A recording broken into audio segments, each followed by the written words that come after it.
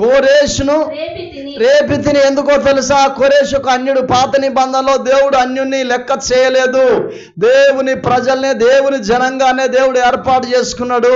ఇక్కడ అన్యుని ఏం చేస్తున్నాడట? నీతిని బట్టి, ఆయన నీతిని బట్టి అట ఏం చేస్తున్నాడట? ఏర్పాటు చేసుకున్నాడట.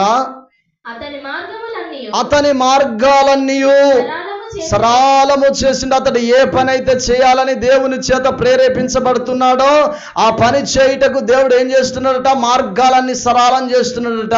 ఇది సామెతల గ్రంథం 3వ అధ్యాయంలో చూసినట్లయితే, నీ స్వబుద్ధిని ఆధారము చేసుకొనక నీ పూర్ణ హృదయముతో యెహోవా యందు నమ్మకం ఉంచినప్పుడు ఆయన నీ త్రోవలు సరళము చేస్తాడని రాయబడింది. దైవజనమా, మనం మన సొంత ఆలోచన, సొంత నిర్ణయముతో మనము బంధకాలలోనికి వెళ్ళిపోతా ఉంటాం. ఇది కాదు.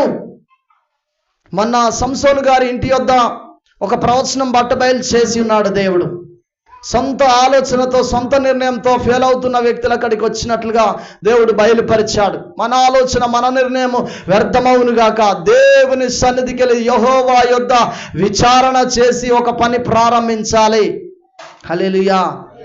దేవుడు ఆ రోజు ఆ ప్రవచనాన్ని రిలీజ్ చేశాడు. ఎవరైతే ఉన్నారో ఇప్పటి వరకైతే ఓటమి పాలై, అనారోగ్యాల పాలై, సొంత నిర్ణయాలు తీసుకుని కుటుంబాలలో గొడవలు, కొట్లాటలు, డిస్టర్బెన్స్లు, సొంత నిర్ణయాల ద్వారా ఈ పరిస్థితుల గుండా నడిపించబడుతున్నారో, ఇక మీదట నేను అలా ఉండను ప్రభు అని చెప్పి యెషయా గ్రంథం 30వ అధ్యాయంలో కూడా లోబడని పిల్లలకు మీకు శ్రమ అని చెప్పిన తర్వాత అక్కడ నన్ను నా ఆత్మ సంధి చేయండి, నా యొద్ద ఆలోచన చేయండి దాని గురించి మాట్లాడుతున్నాడు. చూడండి ఒకసారి, ఇది ఇట్లనే ఉంచి చూడండి.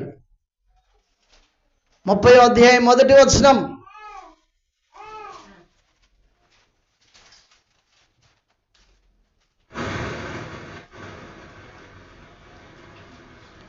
ఇట్లా కొట్టాలి, దాన్ని కొడితే సెట్ అవుతుంది.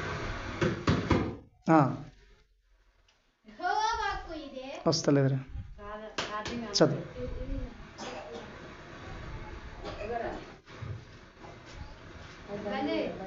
అది బంద్. యెహోవా వాక్కు ఇదే, లోబడని పిల్లలకు శ్రమ, పాపములకు దాన్ని పక్కకు పెట్టరా, మళ్ళా కట్ అవుతుంది. అది దాన్ని పక్క పెట్టు.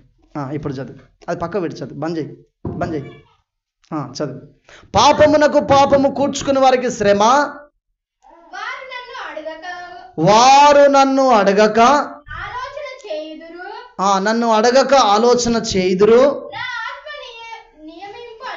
నా ఆత్మ నియమింపని సంధి చేసుకుని. దేవుని ఆత్మ నియమింపని